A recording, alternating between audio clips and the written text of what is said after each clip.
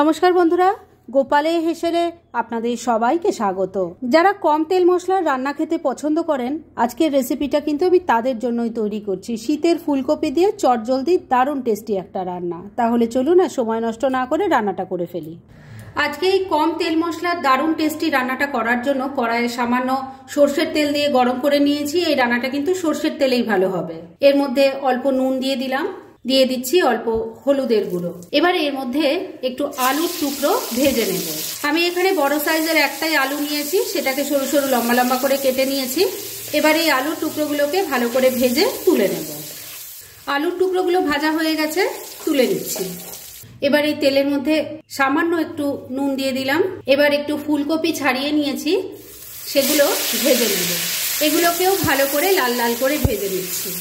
আর ফুলকপি ভাজা হতে বন্ধুরা একটু সময় লাগবে, তাই এই সময়ের মধ্যে চলুন এই রান্নার একটা মশলা বানিয়ে ফেলি। একদিকের ওভেনে ফুলকপিগুলো ভাজা হচ্ছে, আর আরেকদিকের ওভেনে আমি এর মশলাটা তৈরি করব বলে একটা প্যান গরম করে নিয়েছি। এর মধ্যে প্রথমেই দিয়ে দিচ্ছি চা চামচের 1 চামচ গোটা ধনে, চা চামচের 1 চামচ দিয়ে দিলাম গোটা জিরে, দিয়ে দিচ্ছি একটা তেজপাতা, একটা শুকনো লঙ্কা। এবার ফ্লেমটাকে কমে রেখে মশলাটা ড্রাই রোস্ট করে নিচ্ছি। 2-3 মিনিট সময় নিয়ে মশলাটা ড্রাই রোস্ট করে নিয়েছি। এবার গ্যাসটা বন্ধ করে দিলাম আর এই মশলাটা নামিয়ে রাখছি, ঠান্ডা হলে গুঁড়ো করে নেব। মশলাটা তৈরি হতে হতে ফুলকপিগুলো ভাজা হয়ে গেছে, এবার তুলে নিচ্ছি। ফুলকপি আলু ভেজে নেওয়ার পর যতটুকু তেল কড়াইয়ে আছে ততটুকুতেই কিন্তু রান্নাটা হয়ে যাবে। এর মধ্যে প্রথমেই দিয়ে দিচ্ছি অল্প রাঁধুনি, একটু নাড়াচাড়া করে নিচ্ছি। রাঁধুনিটা ফুটে উঠলে দিয়ে দিচ্ছি আদা, টমেটো আর কাঁচা লঙ্কার পেস্ট। হলুদের গুঁড়ো দিয়ে দিলাম, স্বাদ মতো নুন দিয়ে দিচ্ছি, তবে নুন দেওয়ার আগে খেয়াল রাখবেন আলু ফুলকপিও নুন দিয়ে ভাজা আছে। অল্প একটু চিনি দিয়ে দিলাম। এবার ভালো করে মিশিয়ে নিয়ে মশলাটাকে কষিয়ে নিচ্ছি। মিনিট 2 সময় নিয়ে মশলাটাকে খুব ভালো করে কষিয়ে নিয়েছি। এবারে এর মধ্যে ভেজে রাখা আলু ফুলকপি দিয়ে দিলাম। মশলার সাথে খুব ভালো করে মিশিয়ে কষিয়ে নিচ্ছি। বন্ধুরা, আপনারা আমার রেসিপি দেখার সাথে সাথে আমার ফেসবুক পেজ গোপালের হেসেল, তাতেও ভিজিট করতে পারেন। ডেসক্রিপশন বক্সে লিংক দেওয়া আছে।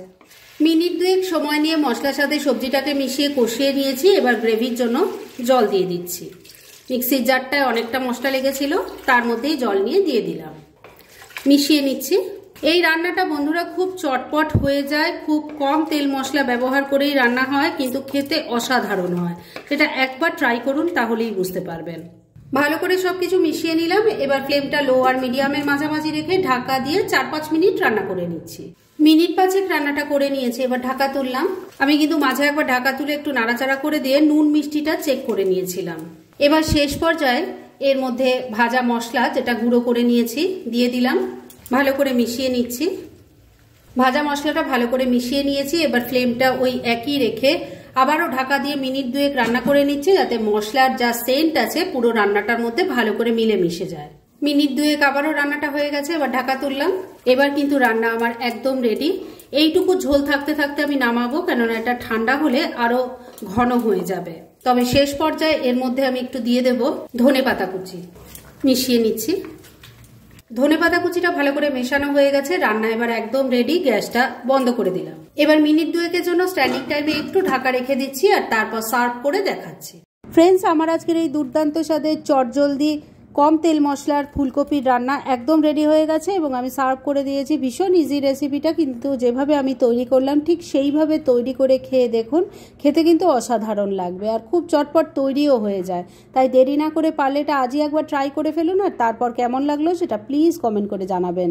এরকম ধরনের অনেক ভালো ভালো নিরামিষ রান্নার রেসিপি আপনারা গোপালের হেসেল সার্চ করলেই পেয়ে যাবেন, যার মধ্যে থেকে কিছু কিছু আমি সাজেস্টেড বক্সেও দিয়ে দেব, সেখান থেকেও আপনারা দেখে নিতে পারেন। তাই গোপালের হেসেল অবশ্যই ভিজিট করুন। আর আপনারা কেমন ধরনের রেসিপি চাইছেন সেটাও কিন্তু আমাকে জানাতে পারেন। আমি চেষ্টা করব সেই সব রেসিপিগুলো আপনাদের সাথে শেয়ার করার।